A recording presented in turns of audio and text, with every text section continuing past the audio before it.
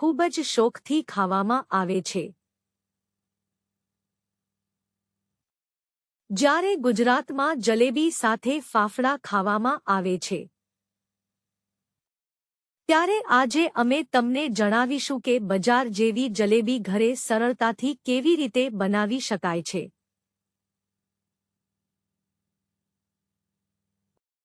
જલેબી બનાવવા માટે કેટલીક વસ્તુઓની જરૂર પડશે. તેમાં મેંદો, આરા લોટ, બેકિંગ પાવડર, હળદર, દહીં, પાણી, ખાંડ, કેસર, ઘી, એલચીનો પાવડર, લીંબુનો રસ સહિતની વસ્તુની જરૂર પડશે. જલેબી બનાવવા માટે સૌથી પહેલા એક વાસણમાં મેંદો, આરા લોટ, બેકિંગ પાવડર, હળદર અને દહીં સહિતની વસ્તુઓ ઉમેરો.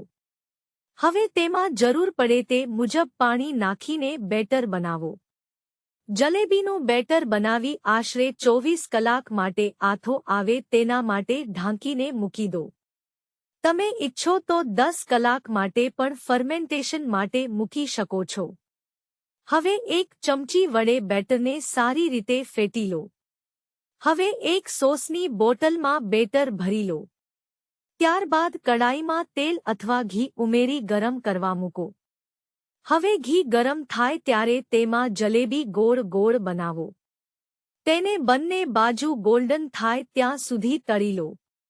એક તપેલીમાં ખાંડ, કેસર, એલચી પાવડર ઉમેરીને થોડીવાર ઉકાળી ચાસણી બનાવી લો. હવે તળેલી જલેબીને આ ચાસણીમાં થોડીવાર પલાળી રાખો અને પછી સર્વ કરો.